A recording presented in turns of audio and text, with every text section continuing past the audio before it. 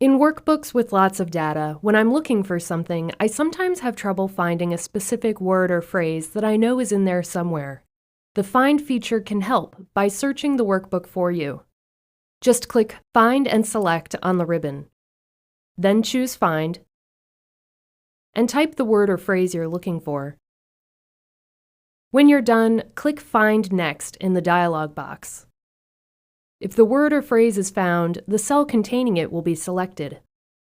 At times, you may find that you've made a mistake throughout your workbook, or you need to swap a certain word or phrase for another. For that, you can use the Replace feature instead. I actually need to change the name of this department from Accounting to Finance. To continue, go ahead and click Replace, and it will jump to the next instance automatically. If you want to skip the current instance without replacing it, click Find Next instead.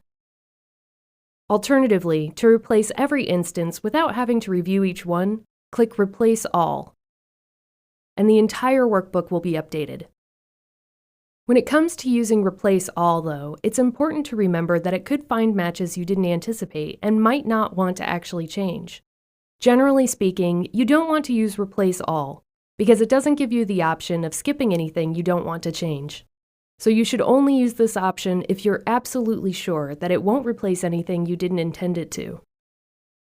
Now that you know how to use Find and Replace, you can put this time-saving technique to work in your Excel spreadsheets.